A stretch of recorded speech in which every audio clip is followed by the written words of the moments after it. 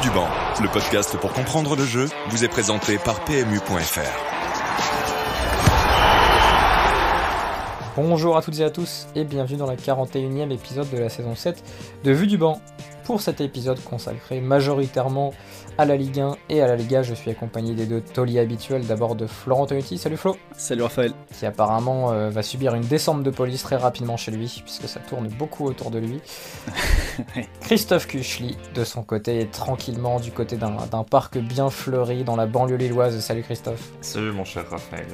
Je voulais pas trop en dire pour pas révéler ton lieu d'habitation, parce qu'on sait que tes fans, tes groupies pourraient débarquer à tout moment.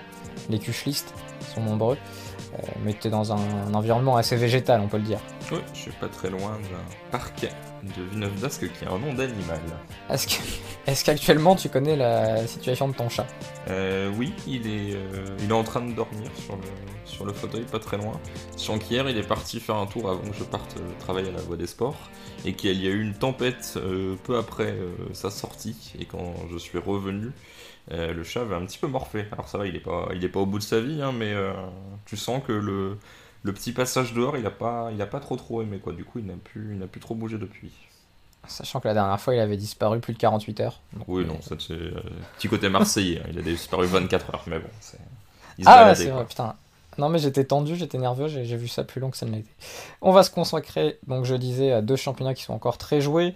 On va commencer par la Ligue 1, Florent, même si on en parlera peut-être un peu plus lors des prochaines journées, et on consacrera surtout à la Liga lors de cet épisode, parce qu'il y avait des chocs en Liga ce week-end. Mais commençons par la Ligue 1. Toi, tu as vu un petit peu Rennes PSG. De son côté, Christophe a vu un petit peu Lens-Lille. D'ailleurs, on va commencer par ce Lens-Lille. Chronologiquement, c'était le match de vendredi. Christophe, victoire 3-0 des nordistes contre des Lensois qui jouent encore la 5ème place synonyme de Ligue Europa. Bourak a encore été très bon, je vais éviter de faire le cri. Qu'est-ce que tu as pensé de cette rencontre qui était peut-être décisive, mais j'ai l'impression que les médias s'invencent un peu en disant que ça y est, le titre est joué. Il suffit que Lille perde un match et que Paris gagne et Paris repasse devant.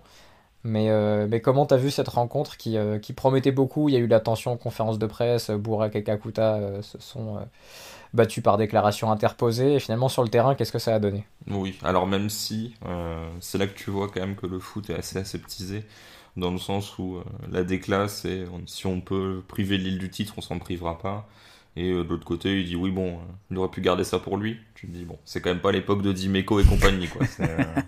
Je pense que tu remets ça sur les Marseille-Paris de l'époque Colletter, c'était un petit peu plus épicé, mais effectivement, il n'y avait pas eu ça à l'aller. Donc ça montrait quand même peut-être aussi le côté au-delà, bon, bien sûr, de l'enjeu, hein, qui est pas forcément inhérent au derby. C'est-à-dire que d'habitude, le derby est intéressant parce que c'est un derby. Là, c'était intéressant parce que les deux équipes jouent à la fois un titre, une qualification européenne, des places qui n'étaient pas forcément attendues en début de saison. Donc c'est sûr que c'était plus qu'un match, plus qu'un derby. Donc bon, en plus, le côté, effectivement, Lens n'était pas forcément attendu à ce niveau-là, et sans doute plus de certitude qu'elle allait, même s'il y avait eu un bon début de saison.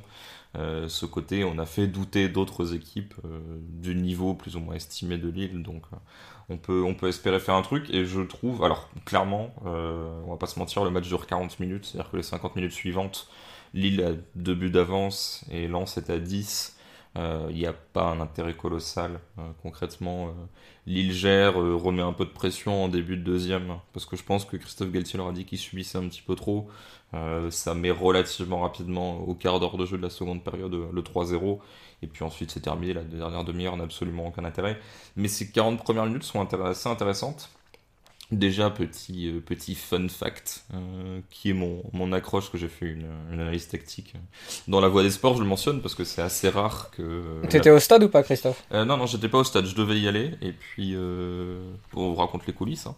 Le Covid fait que les accréditations médias sont très limitées, que donc il y a un tri qui est fait, et à la fois la Voix du Nord et l'AFP avaient atteint le quota maximum de journalistes, donc du coup j'étais en surplus.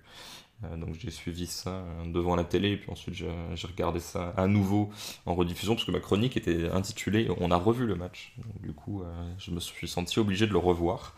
Et déjà, donc le premier truc qui est un peu mon accroche, je disais oui, analyse tactique dans la Voix des Sports, ce qui je pense c'est assez rare de manière générale dans la presse quotidienne régionale, ou presse hebdomadaire si on parle Voix des Sports plutôt que Voix du Nord.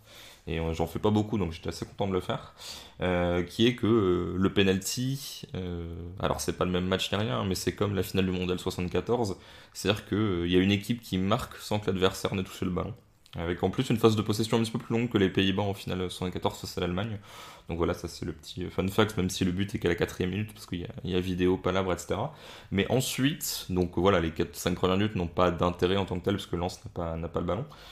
J'ai trouvé Lens assez bien, Lille assez passif, alors forcément il y a l'effet du score, hein, c'est-à-dire que Lille étant devant, il y a pas, tu peux avoir cette envie de prudence, surtout que Lens est une équipe qui s'est attaquée, donc tu vas pas forcément avoir envie de les chercher aussi haut que tu allais chercher Nice, parce que entre le fait d'avoir une défense à 3 face à 2 attaquants, donc un sous-nombre numérique, et le fait qu'en face t'as à la fois Badé et surtout Gradit, qui est l'un des centraux qui porte le plus la balle en Europe, qui est un mec, dès qu'il voit l'espace arriver, il l'attaque, un truc assez rigolo.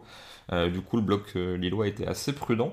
Mais mine de rien, il y avait quand même quelques trous, c'est-à-dire que la volonté c'était quand même beaucoup de fermer l'axe et de laisser Klose et Michelin sur les côtés assez libres, et pourtant Lens a quand même réussi à trouver quelques appuis intérieurs, à trouver Klose lancé pour des positions de centre. Alors c'est pas, tu vois, il n'y a pas un wagon d'occasion, on peut pas dire que Lens ait largement dominé son sujet, mais on va dire que de l'1-0 au 2-0, voire au carton rouge, parce que le carton rouge est à la 35e, le 2-0 de Yilmaz est à la 40e, Lens est quand même, je trouve, mieux dans son match que Lille, et c'est une preuve finalement de la marche en avant de cette équipe-là par rapport au match aller. Elle sait faire plus de choses, et mine de rien, c'est ça aussi qui me fait dire que, alors encore une fois, Lens est un adversaire plus quali, plus fort que Saint-Etienne et Angers, les deux derniers, mais il n'y avait pas non plus le côté implacable qu'il pouvait y avoir face à Nice, où Nice ne tire pas, mais aussi parce que Lille maintient son bloc très haut et que Nice n'a pas l'occasion de jouer.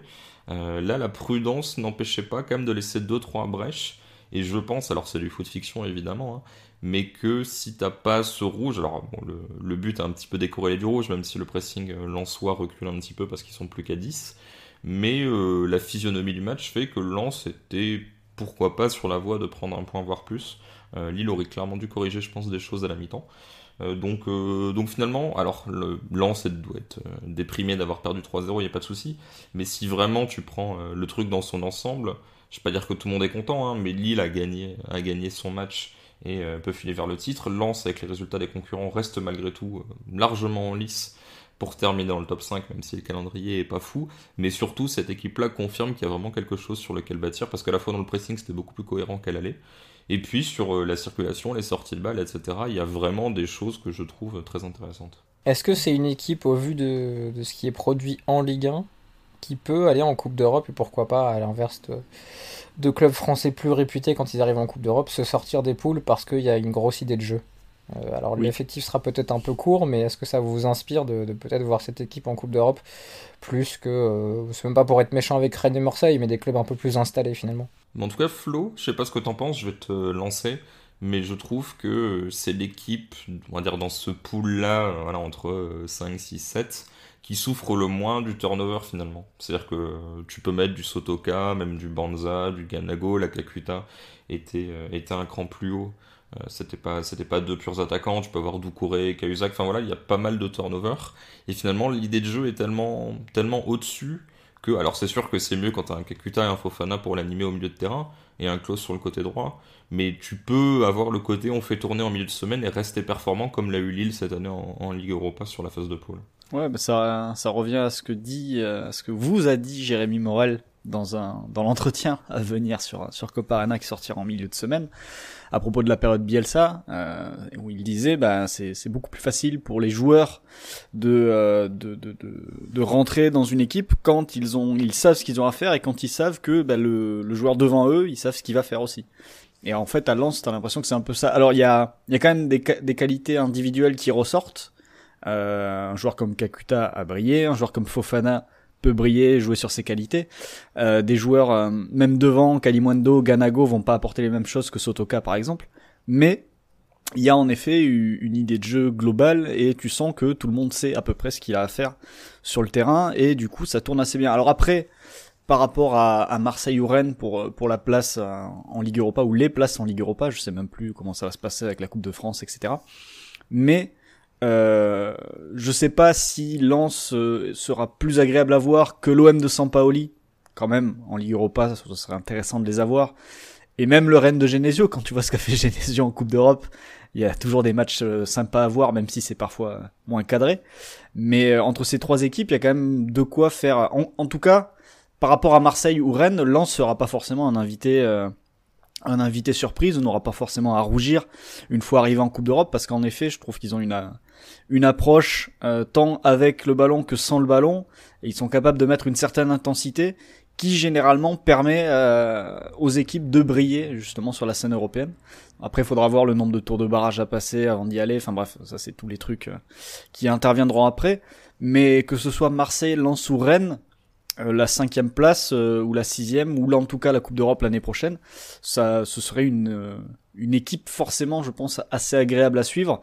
Même si bon, on sait pas trop ce qui peut se passer pour Rennes. Et en tout cas, par rapport aux trois équipes et à ce qu'elles ont montré tout au long de la saison, c'est vrai que s'il faut attribuer cette place au mérite, par rapport à sa régularité, à ce qu'ils ont montré tout au long de la saison, je pense que Lens mérite entre guillemets un peu plus cette place, même si bon, le mérite en football, même sur 38 journées, c'est pas forcément ça qui va décider des places européennes. Mais avec la fin de la Coupe de France, il n'est pas impossible que la 6e place soit qualificative également. Oui. Sachant que c'est Si Paris-Montpellier et Monaco contre Rumi de l'autre côté. Je crois que c'est ça. Ouais, je crois que c'est ça. Ouais. Non, pas Rumi. Je sais même plus où on est en Coupe de France. Il me semble que c'est ça. Si, oui, qui a sorti Toulouse, ouais. Donc si c'est un Monaco PSG en finale, t'es sûr que la 6e place est qualificative. Il me semble. Ce qui serait intéressant pour Lens, pour Rennes, pour Marseille. Montpellier, il y a encore, mais de très peu dans la course. Raphaël, oui. Rumi en Ligue Europa, ça t'inspirerait quoi? Bah, alors, je trouverais ça très... Mais d'ailleurs, est-ce que c'est arrivé la dernière fois? Il n'y avait pas une équipe qui était descendue et qui était... C'était Guingamp, je crois. C'est Guingamp qui avait eu ça? C'est pas Guingamp? Qui était descendu la même année qui s'était qualifié pour la Coupe d'Europe? Bah ça arrive, ouais. Je sais qu'Aix-la-Chapelle en D2 allemande avait joué contre le LOSC en Ligue Europa il y a quelques saisons aussi. Alors, c'est arrivé 2-3 fois, ouais, je crois. Je pense que ce serait surtout... Alors, en termes de jeu, ce serait hyper intéressant même pour les coachs et tout, mais par contre, je suis même pas sûr que l'équipe pourrait se le permettre financièrement. Alors, à moins qu'il... Après, sauf si les retombées de la Ligue Europa tombent avant qu'ils puissent payer. Enfin, qu'ils doivent payer les frais de déplacement, d'encadrement, tout ça. Ça me paraît compliqué. Je suis même pas sûr que le coach, par exemple, ait le diplôme pour entraîner en Ligue Europa. C'est des trucs bêtes, hein, mais des cas de figure qui se présentent pas forcément une fois que t'es plus haut. Bon, on verra. Je ne sais même pas quand ça se joue la Coupe de France. Là, à Monaco, ils ont d'autres chats à fouetter, mais ça peut être sympa comme petite finale Monaco-PSG sur un match. Ça peut être assez cool de voir ça, surtout vu l'état du PSG ces derniers temps. Voilà, pour lancer un petit mot sur Lille, Christophe, avant qu'on bascule sur Rennes PSG. On s'était dit entre nous, que comme beaucoup de gens, que ce week-end était peut-être celui décisif avant l'heure, parce que c'était les deux gros matchs pour le PSG, pour Lille. Est-ce qu'ils ont passé là le plus gros cap? Et au vu de ce qu'ils ont montré ces dernières semaines, qu'est-ce que tu penses des deux matchs qui les attendent? Je crois que c'est Saint-Etienne le prochain, et ensuite ils vont à Angers. Est-ce que tu vois une de ces deux équipes capable de surprendre Lille au vu de leur force collective ces dernières semaines? Après, c'est toujours difficile d'évaluer. Alors, de base, un match de foot, hein, on s'en rend compte dans nos pronostics, mais aussi on va dire, l'attitude de ces équipes-là qui ont plus grand-chose à jouer. C'est-à-dire, en gros, la seule non variable, le truc qui est vraiment fixe, c'est Dijon, qui, hormis contre Nice, a vraiment totalement démissionné du championnat. Donc là, a priori, quand tu joues Dijon, tu sais que logiquement, à moins d'un suicide, ça va bien se passer. Tu oublies Bordeaux aussi. Ouais, mais Bordeaux, oui. Mais en fait, moi, j'étais vraiment sur les équipes genre dont le destin est scellé. Bordeaux est en train de couler, mais ils aimeraient bien ne pas couler, quoi. Alors que... Bon, ouf. Oui, en fait, parce que quand tu parlais de démission, ils étaient juste derrière Dijon, tu vois. Oui, mais voilà, c'est un peu embêtant de démissionner. Et je pense qu'en fait, ils ont voulu être réembauchés et qu'ils n'arrivent pas, quoi. Il y a un truc comme ça où, bon, en fait, ça va. Et puis, en fait, tu essaies de remettre la machine en route, et bah non, elle a panne. Mais non, mais ça pour dire que, tu vois, Angers, Saint-Etienne, ces équipes qui sont libérées, qui pourraient l'être, parfois ça te bloque. J'ai l'impression que Saint-Etienne, ça les tire plutôt vers le haut, quand même. Leur fin de saison est plutôt pas mauvaise. Angers, c'est beaucoup plus difficile, et il y avait même le truc où ils n'étaient pas maintenus mathématiquement jusqu'à ce week-end. Mais vraiment, je suis sur l'idée, alors c'est un révolutionnaire, hein, que si tu marques le premier, c'est bon. Si tu prends un but le premier, par contre, c'est un peu embêtant, et c'est pour ça que le nul de Paris donne quand même une petite marche parce que moi, alors c'était pas forcément le truc le plus probable, mais j'excluais pas le scénario catastrophe si vraiment Lille devait perdre le titre. Ça aurait été pour moi un truc genre comme le match aller à Angers où je crois que tu prends un doublé de Robin Thomas au bout de 20 minutes sur les 2 premières frappes. Et au final, tu reviens à 2-1, peut-être à 2-2, et au final, t'arrives pas à passer devant et tu lâches un point comme ça. Parce que clairement, bon, à 0-0, c'est toujours un peu, voilà, à voir si t'arriveras à marquer. Mais une fois que Lille est devant au score, en plus face à des équipes qui ont rien à jouer, je pense que c'est bon. Et là, le truc, c'est que Lille a quand même pris la bonne habitude de marquer assez vite. Et là, tu vois ce que j'évoquais, c'est-à-dire que je pense que structurellement, face à Lens, il y avait des petites faiblesses et que Lens avait vraiment bien préparé son truc, même avec ballon d'ailleurs, enfin même sans ballon. D'ailleurs, bon, je vais pas tout développer, hein, voilà, mais je veux dire, Lille a pas hésité à allonger, etc. Parce que le pressing de Lens était assez embêtant. Donc c'est là que tu voyais aussi qu'il y avait une forme de, bon, on va pas mourir avec nos idées dans le doute, pas prendre le risque de perdre la balle, on va la rendre à l'adversaire et revenir en place. Mais Lille a une telle force, une telle sûreté que même quand il y a comme ça des petits trous, il y a quand même très très peu d'occasions qui sont concédées. Donc si tu concèdes peu d'occasions face à un Lens qui a vraiment super bien préparé son affaire, je pense que tu concéderas pas grand chose non plus face à Saint-Etienne et Angers. Faudra juste faire gaffe, ouais, comme je dis, au coup de pied arrêté et pas prendre un but assez tôt dans le match. Ou après tu te dis, est-ce qu'on garde notre plan de jeu, mais il va quand même falloir marquer 1 ou 2 fois pour revenir au score et gagner. Ou est-ce qu'on prend le risque de se livrer, mais si t'es à 0-2, là c'est très embêtant. Mais sur un rapport de force, on va dire classique, sans but qui arrive très tôt dans le match, j'ai du mal à voir cette équipe vraiment souffrir parce que voilà, elle est vraiment ultra ultra solide sur ses bases. Mais d'ailleurs, Flo, t'avais une stat, je suis sûr que tu pensais la même chose, sur les équipes qui encaissent le moins d'ouverture du score. Et je crois que les 2 premiers du classement en Ligue 1 sont les 2 premiers dans ce classement aussi. Ouais, Lille et Paris, ils ont encaissé 9 fois l'ouverture du score cette saison. Sachant que Lille a quand même pris, c'est peut-être là qu'il y a une différence d'ailleurs entre les deux. Puisque Lille a encaissé l'ouverture du score 9 fois, mais a pris plus d'1 point en moyenne en encaissant l'ouverture du score. C'est-à-dire qu'ils ont fait 2 victoires, 4 nuls et 3 défaites en encaissant l'ouverture du score. Alors que le PSG n'a fait qu'une victoire, 2 nuls et 6 défaites sur la même période. C'est-à-dire que Lille, quand ils prennent l'ouverture du score, ils prennent en moyenne 1,11 points par match, et le PSG en prend 2 fois moins. Et t'as peut-être un peu plus des 3 points d'écart. Et Bordeaux 3 points d'écart aujourd'hui. Et Bordeaux, en encaissant l'ouverture du score, Bordeaux a encaissé 15 fois l'ouverture du score et a perdu 15 matchs. Voilà. Tout simplement. Sachant que dans l'autre sens, sur les équipes qui marquent en premier, Lille a ouvert le score 24 fois dans la saison. Ils sont deuxième derrière le PSG, qui a ouvert le score 26 fois. Et par contre, quand Lille ouvre le score, c'est 21 victoires, 3 nuls et aucune défaite. Voilà. Alors que Paris, par exemple, a perdu 2 matchs, a laissé filer 2 matchs comme ça. Tu vois, j'avais pas la stat, mais ça rejoint vraiment l'impression que t'as quand tu vois les rencontres. Quoi. Et par contre, justement, tu parlais du match face à Angers, notamment, que Lille avait perdu. Angers est une des 3 autres équipes qui, lorsqu'elle ouvre le score, ne perd pas après. C'est-à-dire Angers ouvre le score 13 fois, 10 victoires, 3 nuls, 0 défaite. Et l'autre équipe, c'est Nice, 11 victoires, 4 nuls en 15 ouvertures du score. Donc attention, en effet, Lille-Angers à pas prendre le premier. Puis il y a Saint-Etienne qui est un peu une espèce de variable improbable en cette fin de saison-là. Oui, c'est un peu tout ou rien selon les matchs. Ouais. Qui va gagner à Montpellier, qui bat Marseille à domicile, mais qui perd à domicile contre Brest. À voir ce que ça donnera lors du prochain match à Lille, puisque Saint-Etienne, qui était franchement très longtemps proche de descendre, va finir ventre mou, voire peut-être mieux. Ils sont qu'à 4 points de Nice.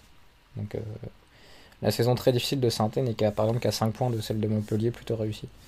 Après Montpellier, il y a quand même beaucoup plus de buts. C'est vrai qu'on a longtemps, pendant des années, dit que Derzakarian n'était pas l'entraîneur le plus emballant offensivement, mais cette année ça marque beaucoup, et en plus avec entre les buts de Laborde et les buts de Delors, c'est assez spectaculaire quand même. Et c'est aussi une des pires défenses de Ligue 1. Voilà, c'est ce que j'allais dire, ouais. Ils sont même 19e aux expected goals contre, juste devant Dijon.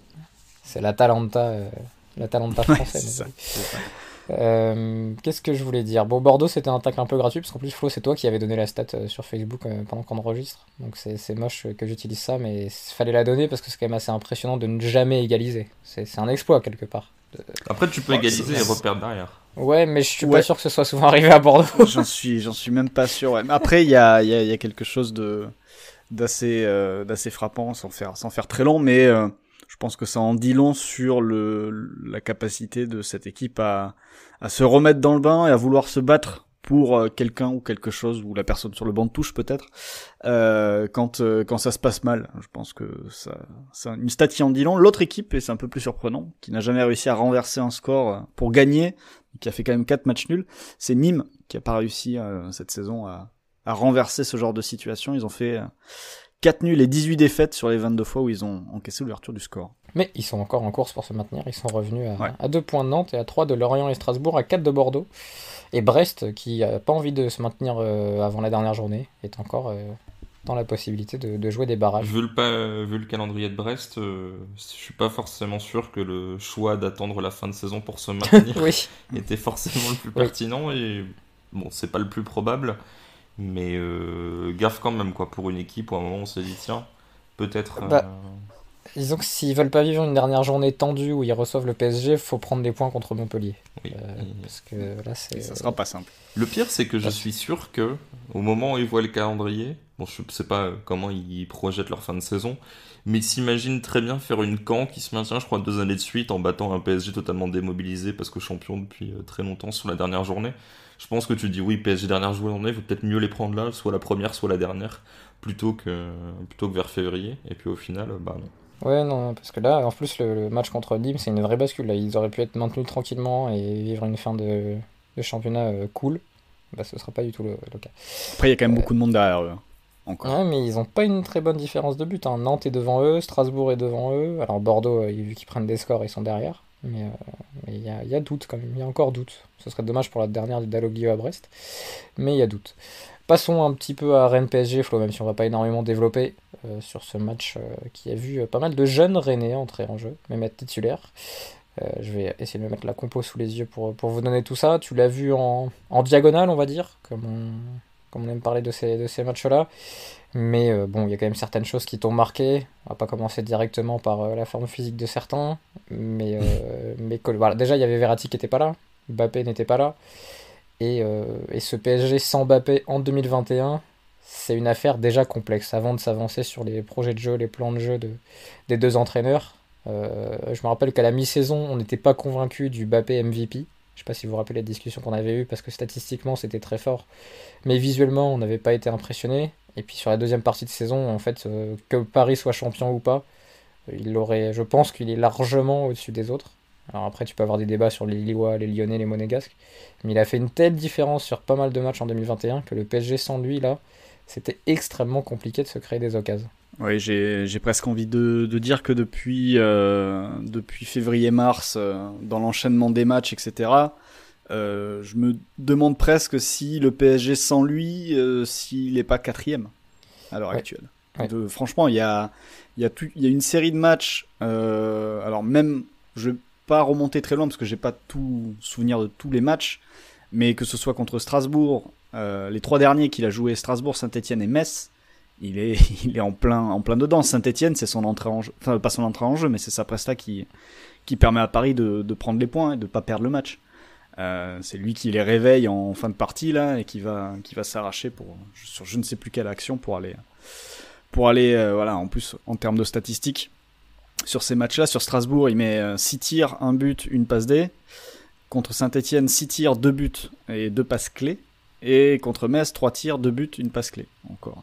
Donc voilà, sa production en dit long là, sur le mois d'avril. Et c'est vrai que sa blessure met en coup. Et c'est pas forcément très surprenant que le premier match, ou le deuxième, je sais plus, où il n'est pas là en championnat, Paris trébuche face au premier adversaire qui est un peu plus fort que le reste, quoi. Après, il y a eu Lens où Paris débloque la situation, mais la débloque d'une manière assez spéciale, vu que c'est Lens qui donne le premier but quasiment à Neymar.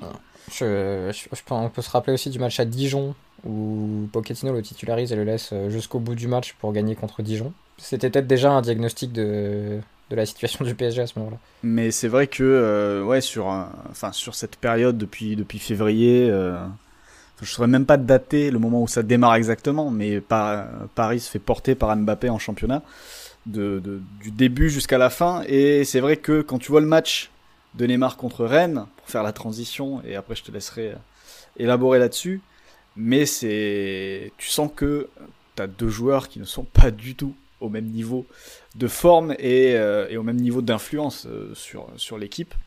Et la comparaison fait très mal, sachant que tu viens de prolonger celui qui te porte pas très haut, on va dire. Les compositions, parce que tu vas m'énerver Flo en évoquant ça. Alfred Gomis du côté rennais, défense à 4, Mawassa à garde, Silva, Traoré, un milieu à 4 aussi, avec Doku à gauche, Bourigeaud à droite, Flavien T, je sais pas comment, je saurais jamais comment faut le dire, on va dire Flavien T. Et Leslie Hugo Choukou au milieu de terrain, le jeune de 17 ans qui a 2004 je crois, qui était titulaire pour ce match, qui a joué une heure, Guirassy et Terrier devant. Du côté du PSG, Navas dans les buts, Kurzawa, Kimpembe, Marquinhos, Dagba, Herrera, Pereira au milieu. C'est là aussi que le bas blesse. Draxler à gauche, Di Maria à droite, Neymar en 10 et Moïse Kean devant. Sur le reste, t'as voulu qu'on parle de Neymar, on va y aller. Il y a des images qui circulent sur les réseaux sociaux, notamment du côté du compte du Stade Rennais, où Damien Da Silva, qu'on avait eu en entretien pour Copa Arena, a bien défendu sur une course de Neymar. Mais alors bravo à Damien Da Silva. Et on n'hésitera pas à lui en reparler si on l'a à nouveau. Mais il y a aussi le souci de l'autre côté, c'est que Neymar n'est plus capable d'éliminer sur les premiers mètres. On l'avait déjà vu d'ailleurs sur les matchs contre City. C'était déjà un truc qui était un peu criant, notamment contre Kyle Walker quand il essayait de le défier un contre un. Alors Kyle Walker va très très vite aussi, mais quels que soient les joueurs, il avait du mal. Et là, il a du mal à pousser. On va pas parler que de Neymar et dire que c'est de sa faute si le PSG n'a pas gagné, parce qu'il y a bien d'autres problèmes. Mais ça symbolise un peu aussi le fait que le PSG, qu'on l'a dit, quand il n'y a pas Verratti, pas Mbappé, Neymar n'est plus, en ce moment en tout cas, et depuis quelques mois, capable de prendre ce relais-là. Et il n'est plus, par exemple, la force créative qu'il était il y a un an lors du Final 8, notamment contre l'Atalanta. Oui, je pense que tu as tout dit. Et c'est vrai que autant quand il est intercalé, comme tu l'as dit, entre Verratti plus bas et Mbappé plus haut, ça en fait une courroie de transmission qui peut être efficace parce qu'il a finalement pas forcément de différence à faire, la balle arrive vite vers lui et il peut la relâcher vite. Mais quand il y a des vraies différences à faire dans des espaces un peu plus resserrés, et ben forcément là les choses se compliquent parce qu'il a plus forcément le coup de rein, et surtout il y a ce côté perte de lucidité au fil du match quand il sent qu'il est pas dedans et que ça se passe mal. Il y a aussi ce côté-là qui fait que Paris en gros s'enfonce de plus en plus en même temps que lui, quoi. Puisque après collectivement tu t'en remets très souvent à Neymar, alors que parfois en plus tu pourrais porter la balle sans avoir à lui donner le ballon, quoi. Ouais. 19 tirs subis par le PSG. On va parler un peu de Rennes, on va en profiter. Il y avait un Rennes où il manquait du monde, parce que Nzonzi n'était pas là, Kamavinga n'était pas là, Truffert n'était pas là. Donc ça fait quand même pas mal de joueurs qui manquent. Mais avec ce 4-4-2, avec l'association Guirassy-Terrier, avec Doku à gauche, avec Flavien Tay qui renaît un peu et qui montre ses qualités techniques, Genesio a quand même réussi, alors pas forcément encore à installer durablement des idées de jeu, mais au moins j'ai l'impression à remettre certains joueurs dans le bon sens. Guirassy qui avait été bon début de saison, après qui a eu un creux, Terrier qui a enchaîné les buts jusqu'à ce match quasiment, et surtout Doku qui à gauche est plus à l'aise. C'est un truc qu'on avait regretté un peu en début de saison. C'est plutôt prometteur pour ce qui pourrait être Rennes la saison prochaine. Sachant qu'après il faudra voir qui tu as et comment tu composes ton milieu selon l'avenir de Kamavinga. Ouais, après l'avenir de Kamavinga sera ailleurs, mais c'est vrai que quand t'as un jeune comme Hugo Choukou qui fait plutôt un bon match hier pour sa rentrée à 17 ans face à un tel adversaire, ça reste quand même une prestation très intéressante, même en ne jouant qu'une heure, mais ça c'est pas forcément une surprise. Non, oui, en fait le problème du Stade Rennais sous Stéphane, on en avait assez largement parlé, c'était ce côté très construit dans les deux premiers tiers, mais vraiment un manque de présence et de percussion dans le troisième. Et là, que ce soit entre la doublette devant Guirassy-Terrier sur ce match-là, et aussi le fait que Rennes trouve enfin un Doku hyper percutant, il a encore été hier, même si c'était pas forcément aussi efficace que lors des matchs précédents, mais bon, l'adversité était pas non plus la même. Et Guirassy, Flo, je trouve qu'on a retrouvé le Guirassy très intéressant début de saison, ouais, qui en plus là a beaucoup attaqué la profondeur. Ce qu'il n'avait pas forcément, qui ne pouvait pas faire en début de saison aussi, parce que les adversaires de Rennes avaient tendance, comme Da Silva nous l'avait dit, à finalement ne plus mettre de profondeur. Et on les forçait à jouer sur attaque placée. Là, contre le PSG, Guirassy Marquinhos, Guirassy Kimpembe, il y a eu pas mal de 1 contre 1. Ouais, et il met quand même une tête, il va très très haut sur ce corner. et à un moment il feinte Marquinhos dans la surface pour enchaîner par un pointu, l'action est pas mal du tout aussi. Je sais pas si tu t'en souviens. Non, je m'en Il- souviens pas de celle-là. C'est un pointu, il veut faire un pointu externe pour que ça parte lucarne opposée, et puis en fait il fait pointu inter sans faire exprès, et le ballon du coup fait une saucisse en sortie de but. Mais il avait fait une belle feinte. C'est cool parce que c'est un joueur vraiment sympa et collectif, je trouve. Tu vois, dans Oui, le oui, début de oui, saison oui. Rennais, il avait apporté pas mal de choses. Oui, oui, bah c'était vraiment le gars qui permettait de progresser dans le camp adverse, quoi. En planche et encore, il était plutôt à l'aise aussi en recevant les ballons au sol et en les orientant ensuite. Mais c'est vrai que c'est simple, c'est un 4-4-2, même en phase défensive. Mais c'est vrai que les joueurs étaient plutôt bien utilisés dans des rôles assez qui collent à ce qui à leur qualité, tout simplement. Et c'est vrai que en vue de la saison prochaine et en imaginant qu'ils aient une bonne petite rentrée d'argent avec la vente de Camavinga, t'as quand même une base autour de laquelle tu peux construire et imaginer un effectif plutôt sympathique. Maintenant, il s'agira de pas reproduire le mercato de l'été dernier, où finalement il y a eu quand même il y a quand même eu pas mal d'échecs. On peut penser à Dalbert, en grande partie d'Albert. Après finalement, Rugani, oui, qui est déjà reparti d'ailleurs. C'est vrai, je l'avais totalement oublié. Le cas du gardien, quand même. Quand tu vois qu'il y en a un qui est en finale de Ligue des Champions et que l'autre a un temps perdu sa place aux dépens de Romain Salin, qui est pas le meilleur gardien du monde non plus. Après, dans le fond, Alfred Gomis, je trouve pas ça ultra gênant, mais le 16 millions a posteriori paraît énorme, je trouve, pour un mec qui jouait à Dijon. Ça... Après, moi je suis pas convaincu par ce que je vois, mais il y a peut-être une question d'adaptation ou autre. Mais je me dis que si tu mets. Alors, c'est pas le. Tu vois, en statistique, il y a pas mal de gardiens qui sont bien pires que lui. En France, je vous en parlais là il y a quelques jours, dans les 9 pires gardiens en post-shot expected goals, il y a 6 Français quand même, 6 gardiens de Ligue 1 et 3 de Serie A. Et Gomis c'est pas dedans, mais il te fait pas gagner de points, quoi. C'est ça qui. Je pense que Mendy en faisait gagner et qu'il y a quand même une bascule. Je sais pas, c'est difficile à quantifier, hein, mais je pense qu'il y a peut-être 5-6 points qui peuvent changer rien que sur le poste de gardien. Flo, tu voulais continuer sur le mercato. Après, est-ce que les Rennes pourra dépenser l'argent qu'ils vont récupérer avec Camavinga, ou est-ce que ça va juste éponger les dettes qui se sont créées, enfin les trous qui se sont créés cette oui, saison. ça va être la grande question. Après, il y a vraiment, en plus, l'avantage c'est quand tu vois qu'ils ont des jeunes comme Ugo Chukwu qui peuvent rentrer dans l'équipe et être pertinents d'entrée. Tu te dis qu'ils peuvent aussi s'appuyer là-dessus pour combler certains postes et certains manques et se concentrer sur une ou deux grosses recrues qui permettront de tirer l'équipe vers le haut. Mais il s'agira, je reviens à ce que je disais tout à l'heure, de pas se planter, d'avoir des mecs qui soient capables d'apporter immédiatement et pas d'attendre 7 ou 8 mois comme ils l'ont fait avec Doku. Ils devraient récolter ça l'été prochain. Faut espérer pour eux que Doku parte pas dès cet été. Mais et ça sera très intéressant à la fois pour Rennes et aussi pour la Ligue 1.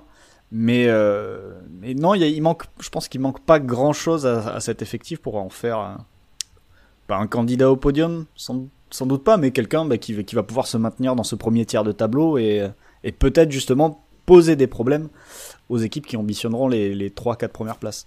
C'est dommage que tu aies mentionné d'Albert, Flo, parce que j'allais faire le quiz à Christophe où joue d'Albert.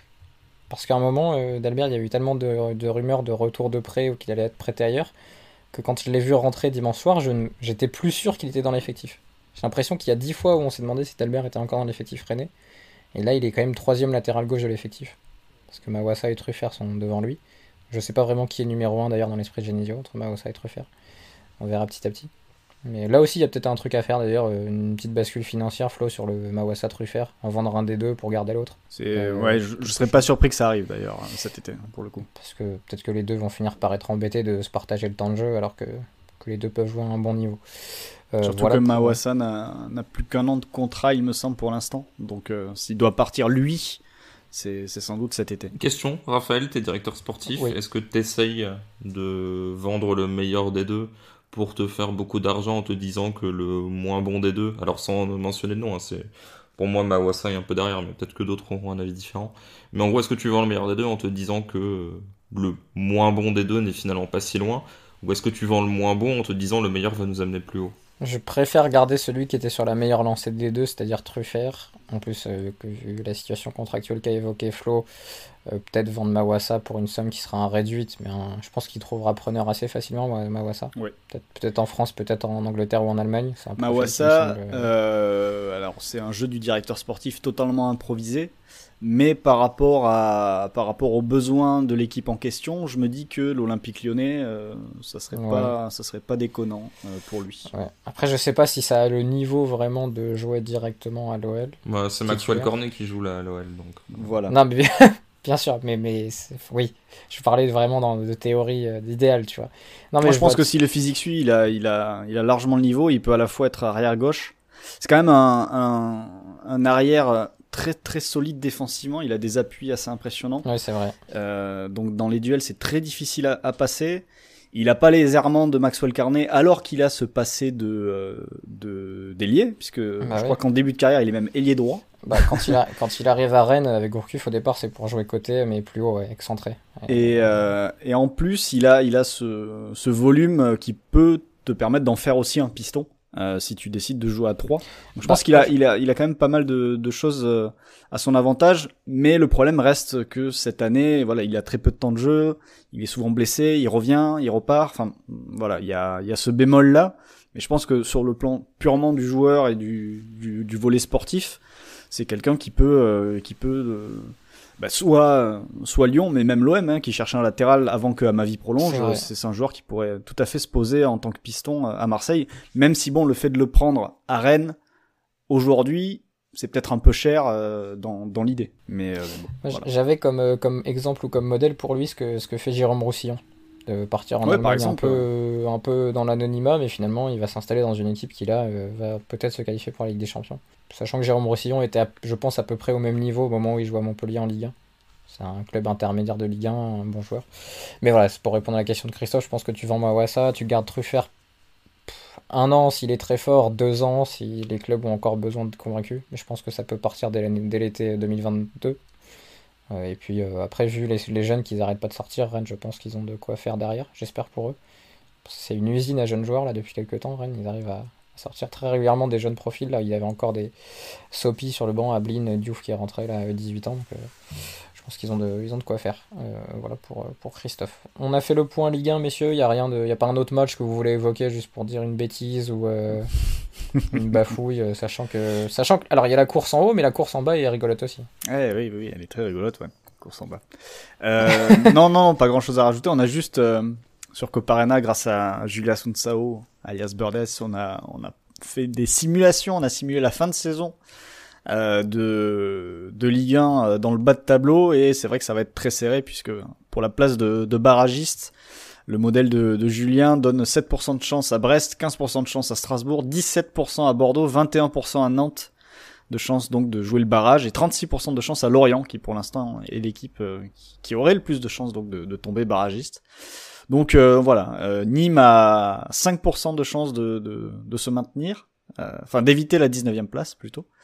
Et voilà, donc les 2 dernières journées seront très intéressantes à ce niveau-là, et on en parlera sans doute la semaine prochaine, si on fait un peu de Ligue 1 et de bas de tableau. Ouais, sachant qu'il y a un Strasbourg-Lorient à la dernière journée qui peut être sublime. Dans le même temps, Nantes jouera contre Montpellier. Après Nantes, ce qui serait drôle, pas pour eux, mais drôle dans l'histoire du foot, ce serait d'aller à Dijon et de paumer ce match-là. Alors que c'est l'équipe qui ne joue plus du tout, qui est déjà en Ligue 2 dans sa tête, et officiellement depuis longtemps d'ailleurs. On verra ça lors des prochains week-ends. Je voulais dire un truc, je l'ai oublié, je sais plus, tant pis. On va partir sur la Liga, et on va réveiller l'ami Christophe, qui nous écoutait religieusement quand on évoquait Rennes PSG, et quand on parlait de Fetou Mawassa. La Liga où il y avait à la fois Barça, Atlético Madrid et Real Madrid-Séville, les équipes qui jouait le titre jusque-là. Alors ça paraît compliqué maintenant pour Séville, qui a fait match contre le Real, mais on va commencer par le Barça Atlético. 0-0, j'ai passé un pari, Christophe, il faut le noter. Je pense que j'aurais dû miser le 0-0 total, finalement, parce que avec Simeone, c'est assez prévisible. Pourquoi ça a fait 0-0 ? Question tout simple, sachant que la seule action que j'ai vue du match, c'est quand Messi, 34 ans bientôt, dribble 5 joueurs et frappe, et Oblak fait un arrêt miraculeux. Mais sinon, à part ça, comment ça s'explique ? Alors, si vraiment ta question, pourquoi ça a fait 0-0 ? Parce que Oblak est Ter Stegen. Très clairement. Ça veut pas dire qu'il y aurait eu 4-4 en temps normal, mais c'est-à-dire que, tu vois, on parlait de Gomis juste avant, alors sans... Enfin, on va dire qu'il y a des castes de gardiens. Je pense que sur, allez, peut-être 3 occasions de l'Atlético, au moins 2, on est sur une petite dizaine de gardiens qui peuvent sortir les deux, peut-être moins. Et pareil sur Messi et un ou deux autres trucs. Au Black, voilà, référence absolue sur le poste dans le jeu sur la ligne. Et Messi, je le trouve incroyable l'arrêt de Black sur Messi. ah ouais, non, non, Parce que c'est vraiment. mais en plus, enfin, moi sur le direct, je vois même pas l'arrêt en fait. Enfin, je me dis, ouais, elle passe peut-être juste à côté ou il l'accompagne. Et en fait, non, il va la sortir. C'est un peu comme l'un des arrêts qu'a fait Mendy. Alors, c'est pas exactement le même arrêt, mais sur le côté, en fait, au plus tu revois les ralentis, au plus tu te dis, ah oui, quand même, elle part de loin, elle est à moitié masquée, etc. Donc oui, les gardiens font beaucoup sur le fait qu'il n'y ait pas eu de but. Et en plus, t'as l'impression, Christophe, que les doigts de ces mecs-là ne sont pas les mêmes que les nôtres. Parce que tu sais, sur une frappe comme ça, normalement, ton doigt il faiblit. Eux, t'as l'impression qu'ils ont des doigts en titane. Genre le ballon rebondit. Je sais pas comment l'expliquer, mais c'est-à-dire que même le bout du doigt va dévier un ballon très fortement. oui, bah c'est comme Adam Ondra et tous les mecs qui font de l'escalade, qui peuvent suspendre leur corps avec quelques phalanges. Il y a quand même un travail spécifique où tu sens qu'effectivement on n'est pas sur la même espèce que nous. Mais oui, donc là c'est vraiment sur le côté 0-0. Maintenant, je pense pas que c'était destiné à faire plus de 1-1, parce que si on élargit un petit peu plus sur un plan macro, il y a quand même un côté où le Barça n'a quasiment rien fait. T'as cette slalom de Messi, mais sinon il n'y a rien sur la première période, et où l'Atlético s'est quand même créé pas mal de choses. Bah voilà, il n'y en a pas eu des milliers, hein, mais typiquement le duel Carrasco-Mingueza s'est quand même assez mal passé pour le Barcelonais. Et une fois que le Barça met Araujo en deuxième, Araujo, je ne sais pas comment on prononce, en deuxième période, bah t'as plus ce déséquilibre là où vraiment le 1 contre 1, tu pouvais insister dessus très souvent. La structure t'arrangeait quand même pas mal. Et au final, le Barça reprend petit à petit le dessus. L'Atlético a pas beaucoup d'autres solutions, à part... Enfin voilà, une fois que tu perdais ça, tu gagnais pas grand-chose ailleurs. T'avais pas ce côté, bon, le Barça est obligé d'aller à deux là-dessus pour régler ça, donc du coup tu peux attaquer à l'opposé ou autre. Et finalement, bon, t'as un ou deux coups de pied arrêtés, machin. Mais en fait, je sais pas à quel point... Il y a vraiment, je pense, une question qui se pose... Enfin, en gros, pour moi, sur l'approche de l'Atlético, je pense vraiment que le Barça pouvait pas faire beaucoup mieux. Eux, dans tous les cas, ils étaient dans l'idée de gagner. L'Atlético, je me demande à quel point, sur la fin de match, est-ce qu'ils se disent le Real va paumer un point à droite à gauche, et donc du coup, on n'est pas obligé de gagner, parce que si le Real gagnait tout, après ce match nul, le Real est des champions. Donc en gros, est-ce qu'il y a vraiment un calcul de se dire finalement le nul n'est pas une si mauvaise opération, là où Lille, par exemple, ou d'autres équipes envisagent le truc, il faut tout gagner, ou est-ce que simplement l'Atlético pouvait pas faire beaucoup mieux? Ça faudrait, je sais pas quel était le sentiment de Flo en voyant le match, parce que c'est vrai qu'il n'y a pas non plus. En fait, selon les séquences, il y a parfois un truc un peu en puissance, genre bon, on peut pas faire beaucoup mieux.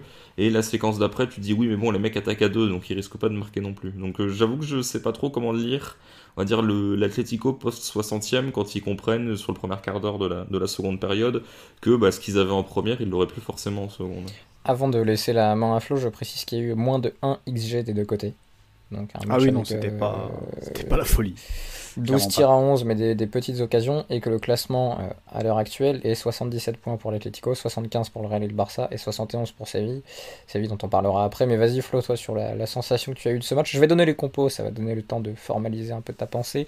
Ter Stegen dans les buts côté barcelonais, défense à 3 de l'anglais, Piqué, Mingueza, Busquets devant la défense avec Pedri, De Jong en relayeur, Jordi Alba à gauche, Serginho Dest à droite, Messi, Griezmann devant ensemble. Du côté de l'Atlético, Oblak dans les buts. D'ailleurs, sur WhoScored, les deux gardiens ont la meilleure note du match. Ouais, oui. Ça en dit long sur le match. Exactement. Meilleure note de leur équipe, Hermoso, Felipe, Savic derrière. Ensemble au milieu, Coque, Llorente, à gauche Carrasco, à droite Trippier, Correa et Lemar derrière, Luis Suarez devant, et Carrasco qui tient un rôle à la Nasser Chadli maintenant depuis quelques temps du côté de l'Atlético. Nasser Chadli 2018. Oui. Vas-y Flo, toi, j'ai l'impression que ce match t'a pas emballé de ce que je lis dans tes soupirs. Non, ça m'a pas emballé. J'étais assez, sur le papier, tu te disais bon, ça va être. Le Barça est obligé de gagner d'un côté, l'Atlético est obligé de gagner de l'autre, dans le sens où, comme le disait Christophe, En cas de nul, c'est le Real qui pouvait tout rafler après cette journée en cas de victoire contre Séville. Et en fait, moi, la grande question et presque la petite surprise, c'est quand même que l'Atlético a essayé dans une bonne partie du match de presser un peu plus que d'habitude dans ce genre de gros rendez-vous, de construire aussi. Il y a eu un peu plus de projection d'habitude. Mais c'est vrai, comme le dit Christophe, que ça s'est éteint au fil des minutes. Et moi, j'ai toujours ce problème avec Luis Suarez dans ce genre de match où, alors certes, il y a une exception cette saison. Je crois que c'est le but qu'il marque face au Real Madrid, où il met un très joli but dans mon souvenir. Je crois que c'est face au Real, parce que je crois que le premier match entre l'Atlético et le Barça, c'est Carrasco qui va marquer justement sur une erreur de Ter Stegen, il me semble, une sortie loin de ses buts. Mais en fait, j'ai trouvé que l'Atlético arrivait à se créer des situations de manière un peu collective, avec des mouvements qui étaient pas inintéressants, grâce notamment via les côtés, mais que au moment de pénétrer dans la surface, il manquait quelque chose, et ce quelque chose, Suarez n'est plus capable de l'amener. Et c'était là, je pense que pendant une bonne partie du match, t'avais le seuil de compétence de cette équipe sur ce match-là. Évidemment, dans les autres matchs, quand la défense n'est pas celle du Barça, ça peut se passer différemment. Mais voilà, j'ai eu un souci sur ces derniers mètres et ces interventions de Suarez en fait dans le jeu. Et le truc, c'est que je me dis qu'ils n'avaient pas forcément de quoi faire mieux. Il y a eu l'entrée de Félix. Ah, c'est ça devrait être lui, mais j'ai l'impression que ça fait 3-4 mois qu'il a perdu sa place maintenant. Mais le problème de l'entrée de Félix, comme le disait Christophe, c'est que c'est en fin de partie et tu sens plus forcément l'Atlético décider à mettre tous les ingrédients pour essayer de retrouver les mouvements qu'il pouvait faire en début de match, quoi. Je sais pas ce qu'en pense Christophe. Oui, c'est-à-dire qu'un Félix au top, tu peux dire bon, on n'a plus les intentions collectives, mais lui va aller te marquer le but, en tout cas faire la différence sur une attaque à 3 contre 6. Le Félix actuel, il est au fond du sac. Alors psychologiquement, je sais pas, mais il donne l'impression, mais surtout footballistiquement, il est, on va le dire, globalement au placard.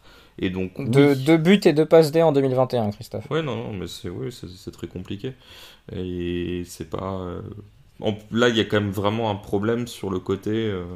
Suarez, on sait, Suarez, il est cramé, il peut encore marquer certains buts voilà, dans la surface, faire quand même les appels ou sur les premiers mètres, il peut quand même garder une certaine explosivité quand tu le lances un peu dans l'espace, voilà, dans le dos du central, voilà, il y a quand même 2-3 trucs, des coups de pied arrêtés. Félix, il a un plafond très très haut, mais là, il est sur un plancher extrêmement bas. Alors qu'effectivement, Suarez, globalement, c'est un peu toujours la même chose. C'est-à-dire face à des équipes moyennes, il vient mettre son wagon de but, mais en Ligue des Champions ou dans des matchs de niveau Ligue des Champions, face à des adversaires de ce calibre-là, il est quand même beaucoup plus dans la difficulté. Et oui, en fait, le meilleur Joao Félix, tu peux dire, bon, au lieu d'attaquer, je dis n'importe quoi, mais au lieu d'attaquer à 5, on va attaquer à 3, mais lui va un peu combler le fait d'aller en sous-nombre. Là, non, en fait. Et en plus, il y a quand même un truc, globalement, où la dynamique du match... elle est quand même plutôt dans le sens de Barcelone, et parfois c'est un truc un peu imperceptible, mais où devant ta télé tu te rends compte qu'effectivement il y a vraiment une bascule qui se fait d'un côté à l'autre. Alors finalement il n'y a pas de but qui soit marqué, parce que tu as une tête de Dembélé qui rate seul à 5 mètres du but, mais ouais. Tu sentais quand même que tout allait dans le sens où t'as même plus finalement cette menace en transition. Bon là il est entré, il était là d'entrée de jeu, mais où par exemple tu peux mettre Angel Correa, ou même quand tu souffres un peu, lui sur un appel en profondeur peut te faire une différence là vraiment. Sur la fin il y avait plus grand chose. De toute façon la dernière demi-heure c'est 8-0 pour Barcelone. Oui. Bon. Alors pas forcément des grosses occasions. Du coup ça veut dire que quand même sur la première heure voilà, on est à 11-4 pour l'Atlético.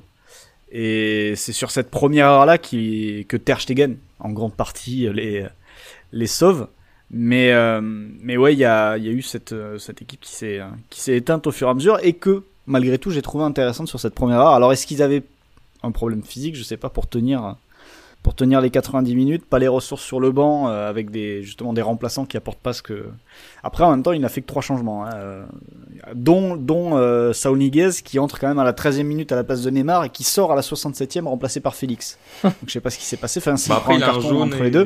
Ouais, voilà. Et il est pas loin d'en prendre un deuxième. Neymar d'ailleurs, je viens de lire la brève à l'instant, absence sur les 2 prochains matchs, potentiellement 3, donc la saison est pas sûr qu'on le revoie. Ouais, Michel Fourniret est aussi absent sur les 3 prochains matchs. Hein, c'est le premier tueur en série qui meurt pendant un enregistrement de vue du banc.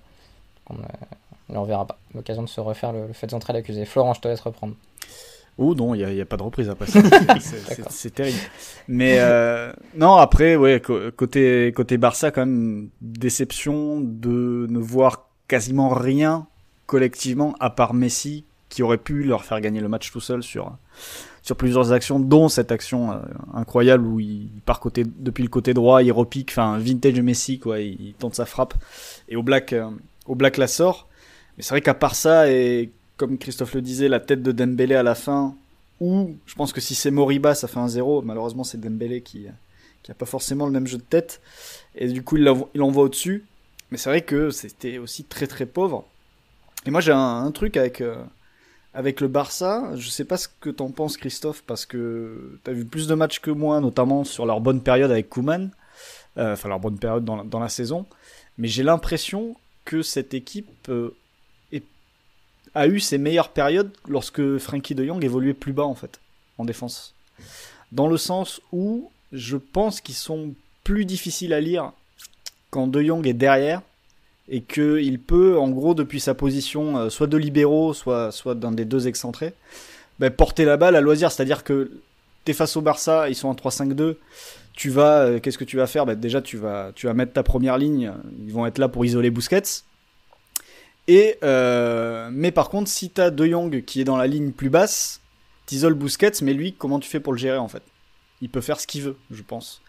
Et je me demande si le Barça, en tout cas avec la balle, je sais pas sans la balle, si le Barça est aussi bon lorsqu'il joue plus bas, mais j'ai l'impression qu'avec la balle, il est beaucoup plus difficile à lire collectivement en termes de circuit, parce que lui, depuis sa position reculée, va pouvoir improviser un peu ce qu'il veut.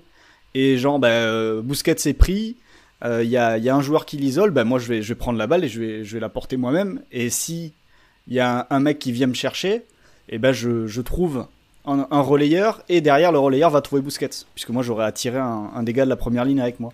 Et j'ai l'impression que quand il joue plus haut, t'as pas cette possibilité-là, et du coup t'es plus facile à lire, et offensivement t'as moins de circuits qui peuvent te permettre de donner du rythme à la circulation depuis assez bas sur le terrain. T'as fait tout un développement où au final t'as plutôt bien expliqué, voire même très bien expliqué pourquoi ça pouvait être utile. En fait, le truc c'est toujours pareil, c'est-à-dire que si t'as quelqu'un qui peut à peu près remplir la fonction de Jong plus haut sur le terrain, typiquement quand Pedri est dans un bon jour, là tu sens quand même que, enfin au-delà du bonjour, pas bonjour, le fait d'avoir un adversaire de ce niveau-là, Pedri, il a encore un peu de mal à franchir cette dernière marche. Il y a vraiment un côté petit match ou match moyen, il arrive vraiment à briller. En gros, son seuil, j'ai l'impression que c'est Real Sociedad. Ensuite, il peut faire le boulot, mais c'est pas incroyable. Mais si t'as un Pedri ou voilà des profils comme ça qui vont être vraiment très intéressants, et qu'en gros tu n'as pas ce manque plus haut sur le terrain, d'avoir De Jong libre, ça serait très intéressant. Après, il y a quand même ce côté, tu perds la relation qu'il peut avoir avec Messi, où il va faire des appels dans l'espace ou autre. Mais en fait, le truc, c'est que à partir du moment où ta défense, elle est quand même un peu, c'est pas incroyable. Typiquement, l'ami Ronald n'était pas forcément programmé pour être là. Mingueza, je pense, n'était pas du tout programmé pour être là, en tout cas pas cette saison. Donc là-dessus, en plus, quand tu as une défense à 3, alors que l'anglais est au bout de sa vie et que Piqué est tout le temps blessé, c'est sûr que ça peut être intéressant de mettre un troisième joueur qui soit très référencé, qui a des limites sur le plan défensif, mais qui va beaucoup apporter offensivement. Mais vraiment, pour moi, la variable, c'est ce que tu as dit au tout début, c'est Busquets, en fait. C'est-à-dire, si tu lâches Moriba dans un match de ce niveau-là, devant la défense, faut être sûr que l'adversaire vienne pas te chercher trop, parce que sinon ça va être compliqué d'avoir des relais pour sortir la balle.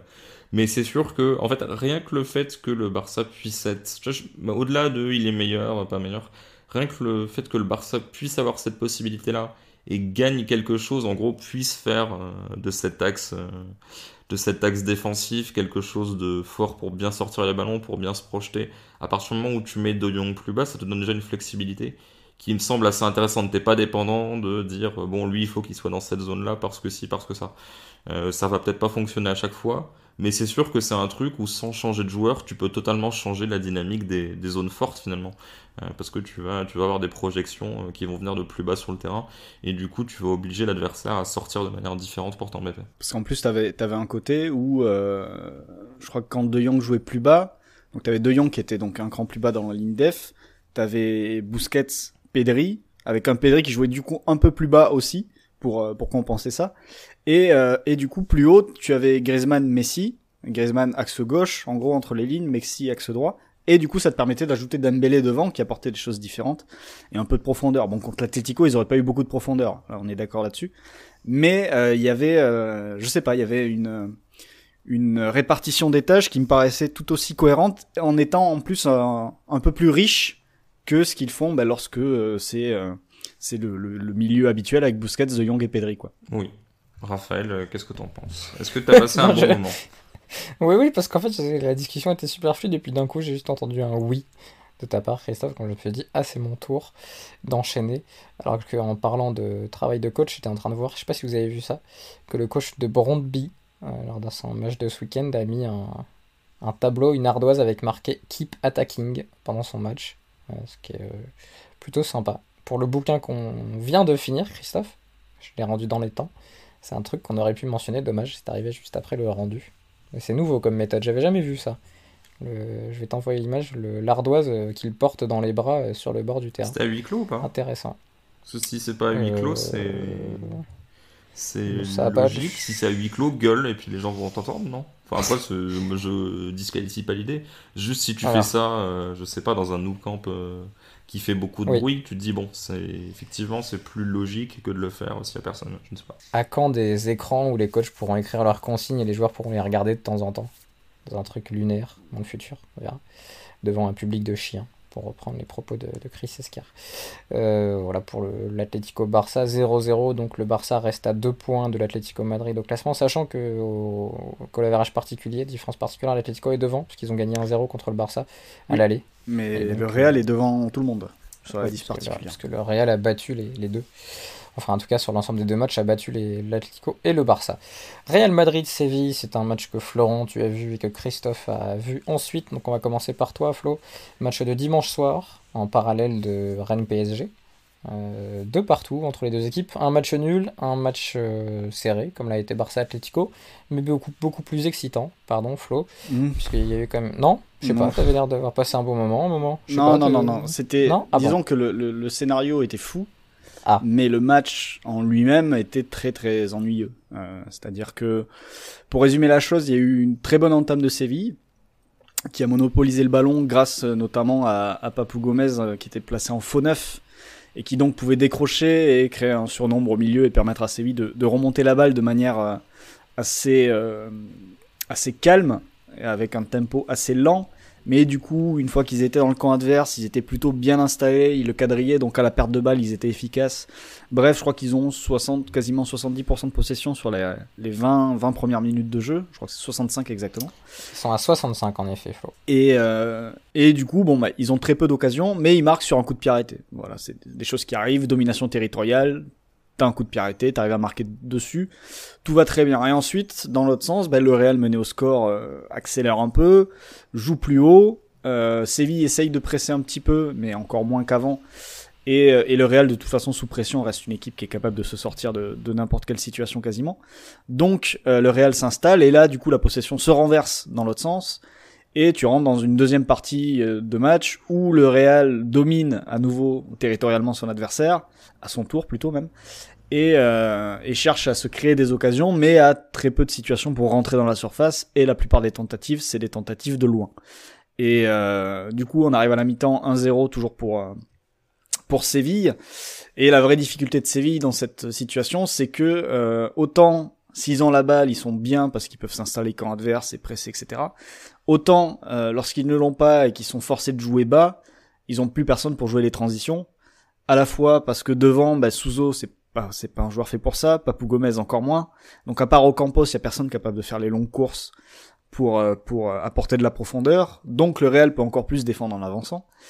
Et en plus, les rares situations de transition qu'ils ont à jouer lorsqu'ils arrivent à déjouer justement le pressing du Real Madrid, Rakitic fait une passe en retrait quand il faut ouvrir en une touche sur l'appel d'Ocampos de l'autre côté du terrain. Donc ça c'est très compliqué pour Séville, je crois qu'ils ont très peu de situations. Et finalement, ils repassent devant de manière un petit peu miraculeuse en deuxième mi-temps sur une action absolument incroyable qu'on détaillera après. Et finalement, ils repassent devant et ils recommencent à défendre leur avantage dans le fin de match. Le Real revient assez logiquement. Ils sont pas loin de s'imposer d'ailleurs en toute fin de match sur une frappe de Casemiro. Mais globalement, oui, il y a des faits de jeu qui rendent le match marquant, mais dans la proposition des deux équipes, on était très très loin d'un match de haut niveau et d'un match entre un potentiel leader en cas de victoire et le 4e de Liga. Les compositions du côté de Real, courtes dans les buts, une défense à 4, Marcelo, Nacho, Militao, Odriozola. Donc si je ne m'abuse, il n'y a aucun des titulaires dans cette défense. Kroos, Casemiro, Modric au milieu, ça par contre c'est stable. Devant Vinicius, Benzema et Valverde qui a démarré la rencontre. Du côté du FC Séville, le gardien avec le meilleur nom du monde, Bounou. En défense, Acuna, Diego Carlos, Koundé et Navas. Au milieu, 3 joueurs, Fernando, Joan Jordan et Rakitic. Et devant, donc Papou Gomez en faux neuf. Avec sur les ailes, Ocampos et Suso, 2 joueurs en faux pied, même si Ocampos est capable de jouer un peu plus des 2 pieds que Suso, qui n'en a qu'un seul, et vraiment qu'un seul. Parce que je pense que son pied droit n'a jamais frappé au but. Christophe, toi, tu as vu ce match tout récemment, Oui. dans les heures qui précèdent l'enregistrement. On te sait plus client de ce qu'est capable de faire Séville que le Real cette saison. Alors là, ça semble quand même compliqué maintenant pour jouer le titre parce qu'ils sont à 6 points de l'Atlético. Je suis pas sûr de ce qui s'est passé entre les deux équipes, mais je vais vérifier ça. Donc, en tout cas, ça paraît compliqué. C'est un peu trop loin. Est-ce que c'est dommageable pour le football et pour la Liga de voir ce Séville lâcher à 3 journées de la fin? Parce que c'est quand même, quand je donne le 11, même s'il y a des bons joueurs, hein, c'est quand même assez fort et étonnant de voir que Lopetegui arrive à titiller le Real, le Barça et l'Atlético jusqu'à quasiment aux dernières journées. En fait, il y a plein d'approches que tu peux prendre. C'est-à-dire que, tu peux saluer le fait que Séville ait 71 points après 35 journées. Tu peux malgré tout regretter qu'ils en aient pas plus. Alors, il y a quand même une surperformance qui fait que voilà. Mais tu te dis peut-être qu'avec 1 ou 2 blessures de moins, alors je sais pas, la fatigue Ligue des Champions, enfin en tout cas, il y a déjà eu des surperformances encore plus marquantes et peut-être que justement c'était. Alors même si les totaux de points, tu vois, si l'Atlético gagne ses 3 derniers matchs, ça sera quand même 86 points, ça sera pas 70 comme sur certaines saisons d'il y a une petite dizaine d'années dans différents championnats. Mais Après, il faut préciser, Christophe, que dans tous les championnats, je crois, les totaux de points des équipes en haut des classements sont plus faibles que dans les années sans Covid. Oui, voilà, c'est ça. J'ai l'impression que en gros, c'est pour c'est assez à pondérer. Non, mais c'est justement pour ça que je me dis, il peut y avoir ce côté, on a peut-être raté notre chance, c'est-à-dire, c'est bien, enfin, on fait une super saison, on y aura cru, au final, on fera 4e comme les autres années, et tu seras 4e, je sais pas, à 5, 6, 8 points du titre. D'habitude, t'étais 4e à 20 points. Ça aura mis un peu de piment, mais au final, t'auras pas ce truc de Lille qui est tous les ans à 20 points, et puis là, cette année, il y a une fenêtre, et peut-être que Lille sera champion. Donc tu peux avoir ce truc-là. Maintenant, ce qui est un commentaire plus général sur l'état de la Liga, c'est que tu vois ces 2 chocs-là, et c'est compliqué. Hein. C'est compliqué, ça joue pas si bien que ça au foot. Moi, Séville, j'aime bien, mais sur ce match-là, tu vois, je pense pas qu'il mérite spécialement la victoire, tu vois, si on parle de mérite, de dynamique, etc. C'est-à-dire comme je reviens pas sur ce qu'a dit Flo, mais passer la 20e, passer le but, en gros, Séville subit face à une équipe qui fait pas grand-chose, hein, donc du coup, c'est finalement un peu confort quand même, hein, t'as pas le ballon, machin, t'es devant ton but. En face, il y a rien à part 2-3 coups de pied arrêtés, des frappes de 25 mètres. Bon, est-ce que t'as besoin de faire autre chose? Je sais pas, mais du coup, quand t'es téléspectateur, bon, après, moi, je l'ai vu en différé, en accéléré, enfin, voilà, en passant les temps morts, etc. Donc, j'ai pas passé 1h30, j'ai passé un petit peu moins, mais bon, en fait, c'est ce qui m'embête, donc je reviens pas sur le premier match, c'est que là vraiment, bon, t'as des blessures, tout ça, mais t'as vraiment de l'enjeu, quoi, le titre se joue là-dessus. Je vois ce match-là, je me dis, ok, donc Séville a marqué pour récompenser ce qui était globalement un temps fort, mais il n'y avait pas d'occasion, en fait, c'était vraiment une domination territoriale. Et ensuite, pendant on va dire une cinquantaine de minutes, parce qu'à la 70e, Séville recommençait à attaquer, parce que le Real a, je pense, physiquement beaucoup plus de mal à presser, laisse plus d'espace, etc. Mais pendant 50 minutes, en fait, tu vois une équipe qui fait un peu une passe à 10, mais qui sait pas trop quoi faire du ballon. Vraiment, j'ai l'impression que c'était un peu de l'impro. Bon, on va aller sur ci, on va aller sur ça. Alors c'est sûr que quand t'as 70% de possession, tu peux tenter plein de choses, hein, puisque tu sais très bien que tu auras de nouveau la balle dans les 30 secondes. Donc un coup tu peux centrer, un coup tu vas tenter de percuter, un coup tu vas faire des redoublements, un coup tu vas y aller tout seul. Enfin voilà, il y a pas mal d'options. Et voilà, un Kroos savait que bah, on va frapper, de toute façon on aura une autre balle à peu près dans la même position 30 secondes après. Donc du coup ça laisse des variétés de choix. Je sais que le train va repasser, mais bah avec ballon, je voyais pas en fait comment le Real comptait marquer. Donc ça, mais c'est Bah, pas la première fois. c'est Mais ce voilà. oui, c'est ce qu'on avait ressenti contre Chelsea déjà. Mais Séville, tu vois, n'est pas l'équipe qui défend le mieux sa surface. Et voilà, c'est pas. Enfin, c'est un bloc bas qui normalement doit être possible de casser.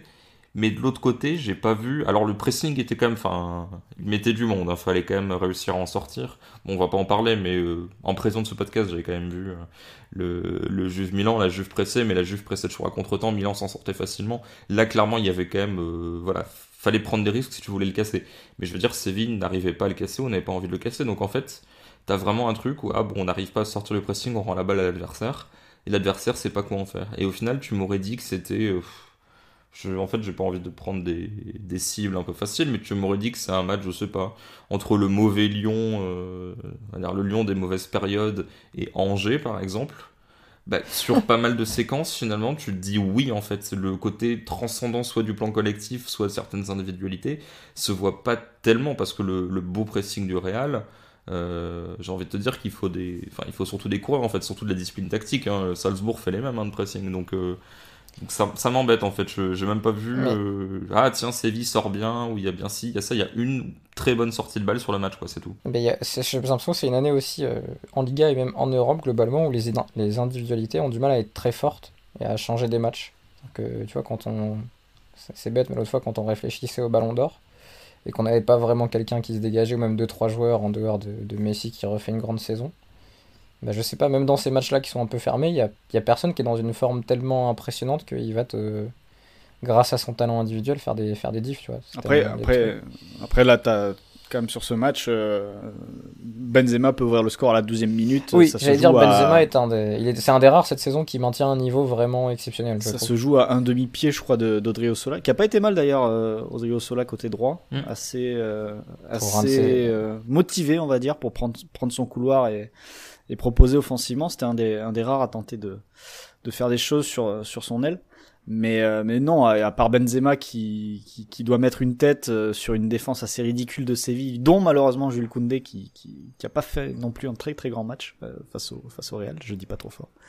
Euh, mais c'est vrai que à part lui, de toute façon sur ce match, il y a pas grand chose. Il y a une bonne entrée d'Asensio qui marque, et qui fait une entrée sympathique. Hazard marque un peu par hasard, hein, du coup, puisqu'il va contrer la frappe de Toni Kroos pour battre Bounou et égaliser.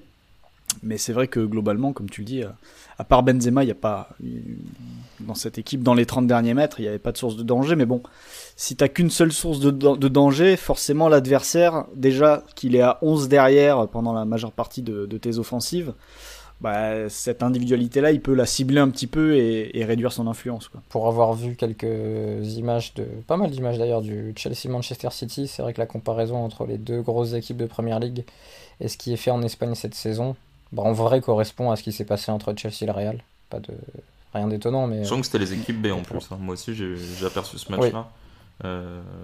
Chelsea c'est n'importe quoi cette fin de saison. Les mecs sont injouables, hein. Il y a une transformation. Enfin, on en a déjà parlé, hein, de la transformation, mais là ils sont sur une espèce de série de performances collectives qui, dans un contexte en plus Covid, arrivé d'un nouveau coach effectif qui a pas mal bougé, avec des jeunes joueurs. En fait, toutes les excuses habituelles des coachs ils volent en éclats. Alors c'est peut-être une exception et ils me diront oui, d'accord, il a réussi à faire ça, mais ça veut pas dire pour autant que c'est facile à faire. Et ils auront sans doute raison.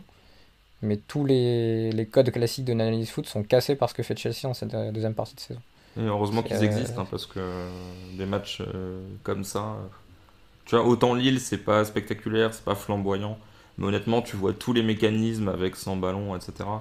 Autant là, enfin, les équipes adaptent leur plan de jeu aux faiblesses des autres.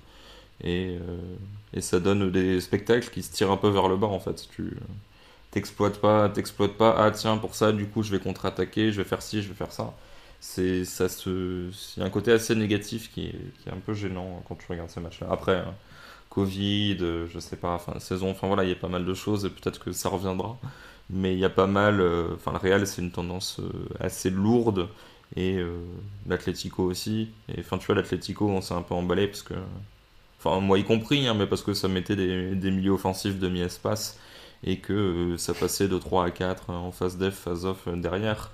Mais c'était pas non plus le Barça de Cruyff, quoi. Tu vois, c'est te dire quand même que finalement les standards sont quand même pas si élevés, tu vois, genre on va pas en parler maintenant, mais Villarreal par exemple, ça va en finale de Ligue Europa, ça joue pas très bien au foot, objectivement, hein. Et puis les matchs, notamment le retour contre Arsenal, c'était cataclysmique au niveau des deux équipes, hein. Honnêtement, J'en profite pour poser une question dont j'ai pas la réponse, c'est pas un quiz ou un défi.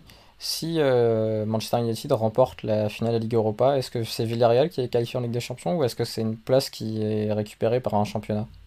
Parce qu'ils seront déjà qualifiés pour la Ligue des Champions. Alors je crois que si le vainqueur de la Ligue Europa est déjà qualifié en Ligue des Champions, ce qui peut être le cas si Manchester la gagne, ce sera un qualifié qui vient d'un championnat, tu sais, en fonction du coefficient. Genre le troisième de... Une fois, tu sais, c'était le troisième de Ligue 1 qui était qualifié direct parce que le vainqueur... ce sera ça, je crois que c'était Rennes. En fait. Mais je crois que c'est ça, ouais, je crois que c'est ça.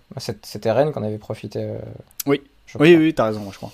Non, mais je posais la question parce que Villarreal va jouer, je crois, 2 des 3 qui jouent le titre, là, en fin de saison. Ils vont jouer, en tout cas, le Real... j'ai oublié j'ai les calendriers devant les yeux, j'ai oublié. Je crois qu'ils vont jouer l'Atlético aussi. Non, pas l'Atlético. En tout cas, ils vont jouer le Real, Villarreal et peut-être Séville. Du coup, je me demandais parce que là, ils sont encore en course pour se qualifier via le championnat pour la Ligue Europa.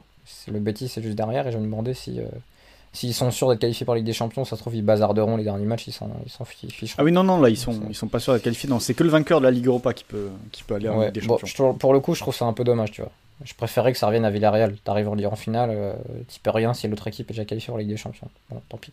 Après, tu peux dire aussi, c'est tant mieux que ça récupère un champion ou un deuxième d'un peu plus petit pays. Les deux côtés sont défendables. Mais du coup, ça donne encore moins de raisons d'aller loin en Ligue Europa si en plus tu sais que de toute façon tu vas finir contre un mec qui est deuxième de première ligue. Enfin, on verra. Mais à réfléchir, en tout cas, pour ce match-là. Flo, est-ce que tu veux rajouter quelque chose sur ce Real Séville, parce que voilà, je disais qu'il n'y avait pas forcément de grosse force collective là, sur la Ligue 1 cette fin de saison, et que même si le Barça a fait des gros matchs quand même sur le plan offensif, mais qu'il n'y a pas forcément d'individualité pour sauver le tout, finalement Messi aurait pu changer la donne, Benzema aurait pu changer la donne. Est-ce que tu veux parler d'autres joueurs? Kroos qui claque 2 passes D, Eden Hazard qui rentre en cours de match, Asensio qui marque un but, ton ami Rakitic t'as fait passer un sale quart d'heure. Non, j'ai juste Rakitic, j'ai juste évoqué il y a 2 actions où il m'a horripilé à jouer en retrait sans forcément prendre l'info sur ce qui se passe à sa gauche. Je sais pas si c'est une histoire d'habitude, tu sais, d'habitude motrice et d'œil moteur, parce que c'est vrai qu'il regarde jamais sur ce qui à chaque fois c'était une passe sur sa gauche qu'il devait mettre et non, il préfère jouer en retrait sur sa droite, donc assez difficile à comprendre, mais non, je vais pas en rajouter beaucoup, si ce n'est que on a quand même un sprint qui devrait être sympa en Liga, et en plus ça va continuer dès demain, puisque demain il y a une journée qui redémarre. Je crois que le Barça joue dès demain soir et l'Atlético et le Real suivront mercredi et jeudi, donc ça ne va pas s'arrêter, et peut-être qu'on en reparlera dès la semaine prochaine, qui sait, on verra. Je vais donner les calendriers qui restent des 3 équipes. Le Barça a un calendrier quand même très aisé, parce qu'ils vont à Levante, ils reçoivent le Celta Vigo et ils vont à Eibar. Donc normalement tu dois faire un 9 sur 9 là-dessus. Et tu peux en tout cas. Espérer que de l'autre côté ça bug. Le Real Madrid de son côté va jouer contre Grenade là-bas, va jouer à Bilbao et va recevoir Villarreal donc pour la dernière journée. À voir ce que jouera Villarreal, sachant que je sais même pas quelle est la date de la finale de Ligue Europa. Je suis vraiment dans un moment extrêmement Laurent Paganelli. Où j'ai pas les infos. C'est dans une quinzaine de jours, je pense, logiquement. La finale, c'est après le Real Villarreal, c'est 3 jours après. Donc le Real Villarreal, je pense que Villarreal va... Bon, voilà, ce sera l'équipe B sans doute. Donc raison de plus que ce soit un calendrier plutôt tranquille en fin de saison. Même si aller jouer à Bilbao, c'est peut-être là-bas que tu peux perdre des points. Tu peux en perdre à Grenade, hein. Grenade a tapé le Barça récemment au Nou Camp. C'est pour ça d'ailleurs que le Barça se retrouve dans la situation dans laquelle il est aujourd'hui. Et ils avaient un petit peu embêté Séville, et l'Atlético reçoit la Real Sociedad, qui elle aussi joue la qualification pour la Ligue Europa. Et ensuite, c'est un peu plus tranquille puisqu'ils reçoivent Osasuna et ils vont au Real Valladolid. Donc là aussi, la prochaine journée, le déplacement à Grenade du Real et la réception de la Real Sociedad par l'Atlético. Ça peut être un moment tournant, un moment charnière. Comme en France, la 36e journée, quoi. Ouais, c'est exactement. Exactement. Alors qu'il y a un twist terrible du côté de Christophe Kuchli, et pour cela, on va aller directement parler de nos paris avec notre partenaire PMU.fr. PMU vous présente la séquence prono. Les paris avec notre partenaire PMU.fr. Et là, Christophe, tu m'as chamboulé. Oui. C'est la première fois que tu fais ça. Tu avais envoyé 2 paris il y a déjà quelques heures de ça. Un joli visuel, tout était bon. L'habitude Kuchlist. Et là, tu m'envoies à 16h39 un message avec un pari sur Manchester United Leicester. Donc vas-y, lance-toi. Oui, alors en fait, j'ai vraiment hésité à le prendre et j'avais une incertitude qui vient d'être levée. Levée pourquoi ? Parce que je te cite des propos d'Ole Gunnar Solskjaer dans une dépêche. Alors, il a dû dire ça un peu avant, mais la dépêche tombe sur l'équipe.fr. Il y a cela 10 minutes. En parlant des joueurs de l'académie, ils s'entraînent tous les jours avec nous, donc certains de ces jeunes joueront. J'aurais aimé pouvoir dire joueront à fond tous les matchs, mais c'est impossible d'aligner les mêmes joueurs mardi, jeudi. Je cours trop de risques de blessures, je dois faire des choix, etc. etc. Donc du coup, mon pari, logiquement, c'est sur Manchester United-Leicester, victoire de Leicester à 2,85. Ce qui du coup, en fait j'hésitais à le prendre, pourquoi ? Parce que Leicester est quand même en train d'avoir le côté qu'on reproche aux équipes de Marcelo Bielsa de s'effondrer. Parce que là, Leicester peut quand même s'effondrer une deuxième saison de suite, et pourquoi pas risquer à nouveau de ne pas se qualifier pour la prochaine Ligue des Champions. Et donc je me disais, est-ce que j'ai quand même la force de miser sur Leicester alors que Manchester United doit jouer, je crois, 3 matchs en 5 jours, quelque chose comme ça. Ils reçoivent le match annulé contre Liverpool juste après. Donc j'hésitais en fait, je me dis, n'importe quelle autre équipe un peu solide, j'aurais misé l'adversaire de United, là je sais pas. Sauf que si le coach te confirme qu'il va mettre la moitié de l'équipe qui seront des U21, face à un adversaire qui finalement est pas très loin au classement, alors un peu plus en termes de points, mais qui a priori est quand même pas mal d'armes pour aller en Ligue des Champions. D'ailleurs, je sais pas si ça fausse le championnat, parce que parfois les équipes réserves réserves entre guillemets, mais font des meilleurs matchs que des A qui s'en foutent ou autres, mais c'est clair que Liverpool peut peut-être un peu faire la gueule de voir le 11 aligné par Manchester United face à un concurrent. Mais voilà, victoire de Leicester à 2,85, pas besoin de développer, je pense que tu auras la meilleure équipe d'un côté et une équipe totalement mixte de l'autre, alors que déjà au complet, il n'y a pas un écart incroyable entre les deux. Leicester qui a quand même réussi à perdre 4-2 à domicile contre Newcastle. On est mené 4-0, je crois. Ouais, c'est ça, on est mené 4-0. Donc c'est quand même, ça n'arrive pas à tout le monde.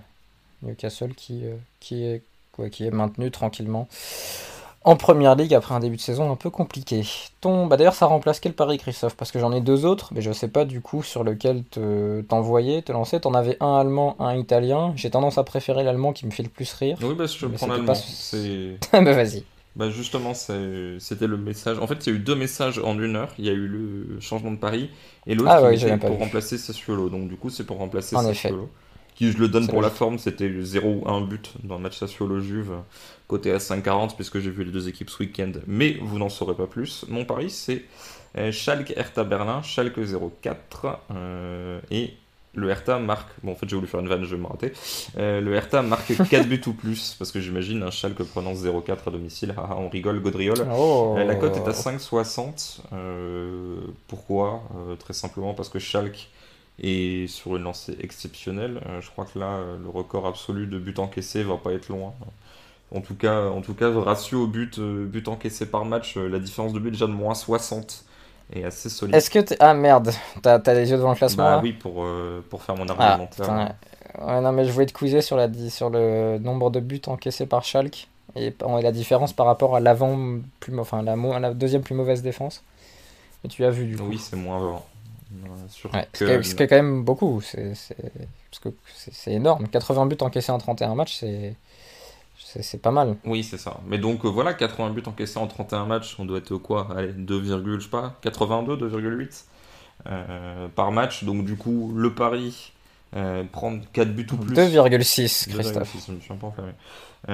Prendre 4 buts ou plus d'un adversaire c'est pas totalement hors de portée à imaginer.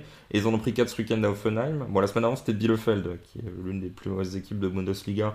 Ils en ont pris qu'un. Mais la semaine encore avant, ils en ont pris 4 contre Fribourg. Ils en avaient pris 5 le mois dernier face à Wolfsburg, 5 face à Stuttgart encore avant, 4 face à Dortmund. Enfin bref, vous vous doutez bien, mes amis, que si ils en ont pris 80, il y a eu plusieurs fois. C'était pas 3 chaque semaine. Hein. Il y a des fois où c'était 1 ou 2 et des fois où c'était 4 ou 5.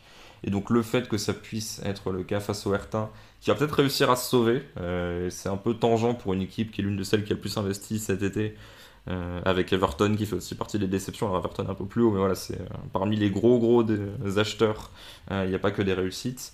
Bon, le Hertha est invaincu depuis une défaite face à Dortmund il y a de cela un mois, avec 2 victoires et 4 nuls.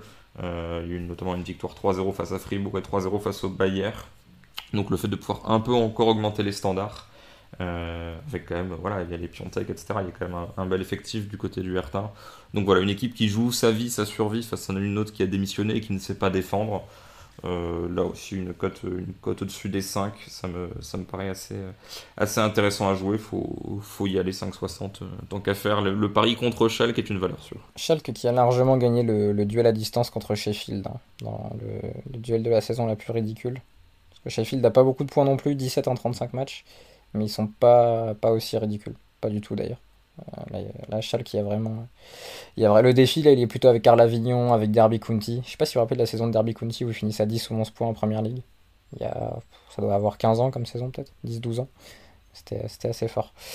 Qu'est-ce que je veux dire? Tu te rappelles quand le Bayer Leverkusen était la plus belle équipe d'Europe, Christophe? Oui, en fait, tu devais écrire sur Leverkusen et sur le Berscott, et les deux ont eu, alors à des moments différents, mais une baisse de régime qui a abouti au départ, au licenciement des 2 entraîneurs en place à l'époque, Losada et Peter Bosz.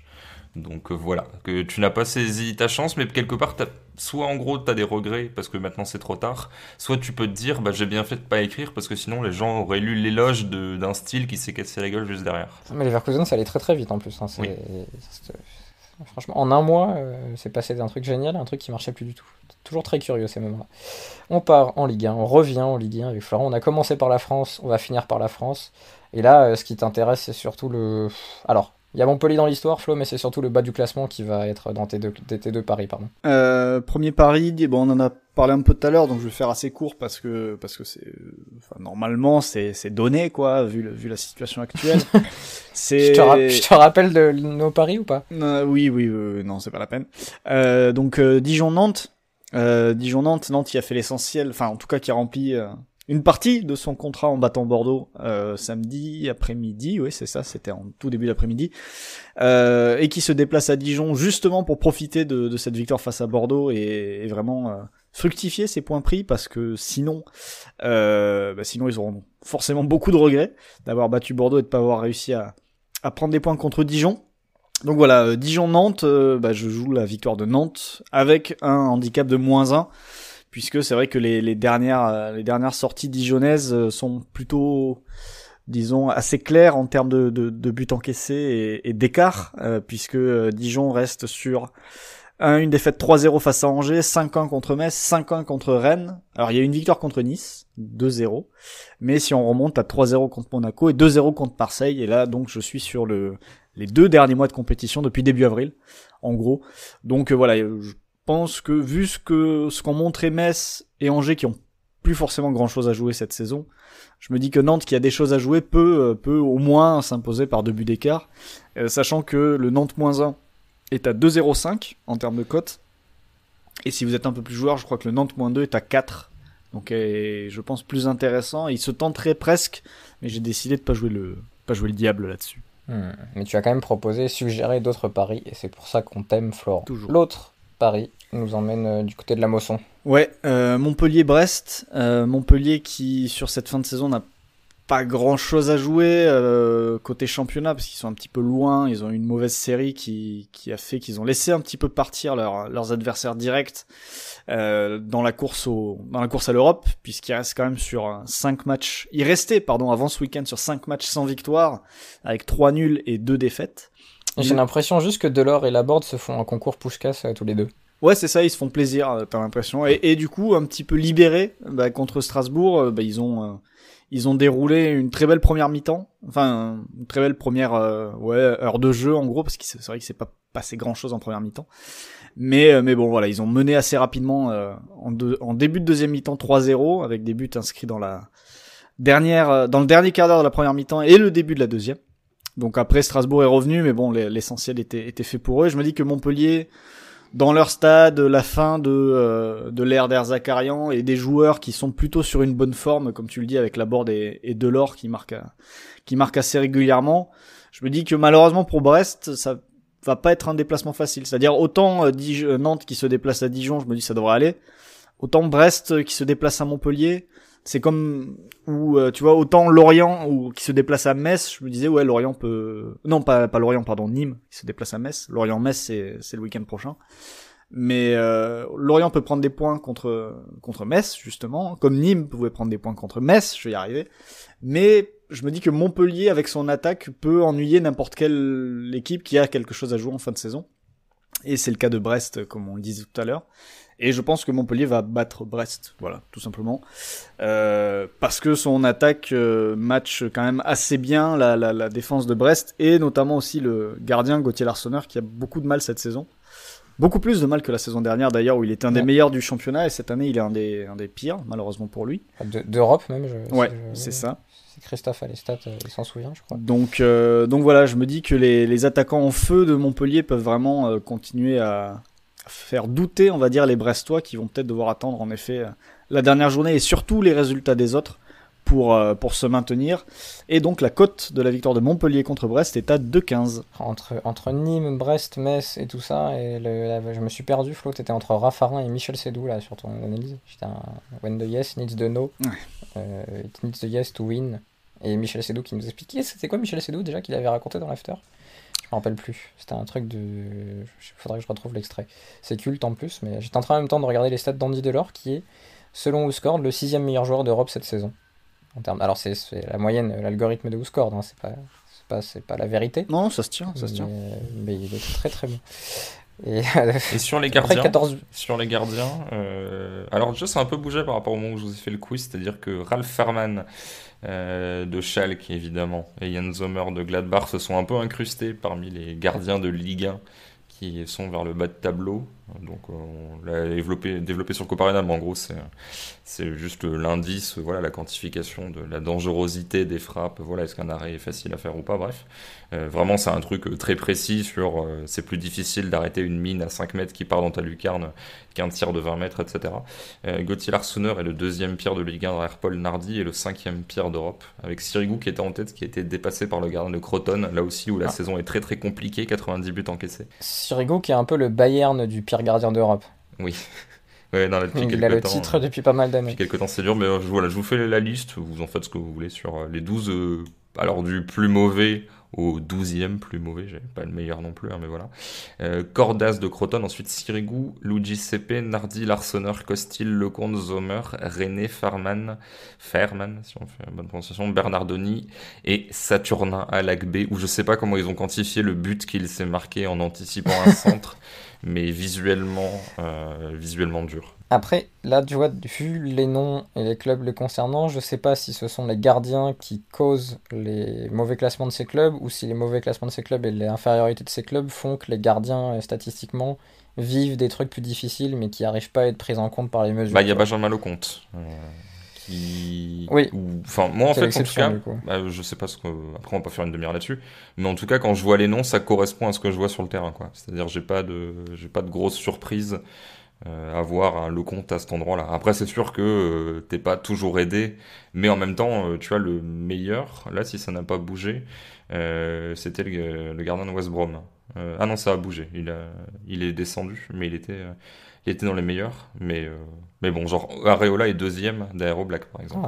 Belle saison, alors, malgré la descente à venir de Fulham. Alors que Fulham ne va pas du tout. Enfin bref, il n'y a pas non... Enfin, c'est difficile de dire, oui, toutes les mauvaises équipes sont d'un côté et les bonnes sont de l'autre, quoi. C'est un petit peu plus mesuré que ça. Très bien. Je pensais que Flo allait rebondir. J'ai cru à un moment qu'il s'était préparé à parler. Mais non. Il veut partir. Il veut qu'on termine. Et c'est normal, parce que ça fait quasiment 1h30 qu'on est ensemble. Que fait-on lors du prochain épisode et quand arrive-t-il, Florent ? Eh bien, il arrivera la semaine prochaine. De quoi va-t-on parler? On verra. On parlera peut-être de titres pour une équipe ou deux. On parlera peut-être un peu d'Italie, puisqu'il y a un Juve-Inter, je crois, le week-end prochain. Alors certes, il n'y aura pas beaucoup d'enjeux pour l'Inter, qui est déjà sacré, mais il risque d'en avoir pour la Juve, qui a perdu sa 4e place ce week-end en perdant face au Milan AC de manière assez large. Donc voilà, peut-être, vu qu'on a parlé d'Espagne aujourd'hui, on ira peut-être parler d'Italie, parce qu'il y a un petit sprint final qui s'annonce sympathique, justement pour les places en Ligue des Champions. Et puis après on verra. Il y a un épisode qui suivra assez vite parce qu'il y a la liste de Deschamps qui tombe, je crois, en milieu de semaine prochaine aussi. Donc peut-être double session la semaine prochaine, avant un petit hiatus de vue du banc pour finir la saison. Ça sera peut-être comme ça. Voilà. On va voir comment ça se passe d'ici la finale de Ligue des Champions et surtout d'ici l'Euro, qui sera le coup d'envoi de notre saison 8. On va se laisser un petit peu porter par les événements et peut-être publié de manière un peu moins régulière, un peu plus écartée en fonction de ce qui se passe. Si la Juve fait 6ème, ce qui est pas impossible, parce que la Lazio a un match de retard, est-ce qu'elle joue la Conference Cup l'année prochaine? Après là, un beau plateau avec. Ah non, c'est le 7ème apparemment. Ouais. Là, j'ai la réponse à ma question, j'étais sur la fiche wiki en même temps, qui est une usine, la fiche wiki de la Conference Cup, parce que c'est un bordel cette compétition. Enfin, tant mieux, ça va nous faire découvrir plein d'équipes. je sens que là, elle est menacée d'exclusion de Serie A parce qu'elle est encore dans la Super League. Mine de rien, il y a quand même encore Juve, Real et Barça qui sont dedans. Et là, les mecs ont dit, vous respectez pas les règlements du comité olympique, etc. Donc, si soit vous partez, soit vous ne jouerez pas la Serie A. Donc, je pense que c'est que des menaces, mais en tout cas, il continue d'y avoir un peu de folklore autour de l'équipe turinoise. Oui, la Lazio qui pourrait lui chipper sa place en étant à +9 seulement de différence de but. Ce serait marrant. Et Sassuolo qui finit la saison en trombe, parce qu'ils ont 5 victoires et 1 nul lors de leurs 6 derniers matchs, et qui sont tout près de passer devant la Roma lors des dernières journées, et de se qualifier peut-être du coup pour la Conference Cup. Alors De Zerbi ne sera plus là, mais ce serait sympa. Merci messieurs pour ce nouvel épisode. On se retrouve donc la semaine prochaine pour parler de Ligue 1, sans doute de Serie A, pour changer de tout ce qui va se passer, peut-être d'équipe de France, vous avez tout entendu. À la semaine prochaine, ciao. Salut. Cordialement. Vous avez tout compris grâce à ce podcast. C'est le moment de parier sur PMU.fr. PMU, que les meilleurs gagnent.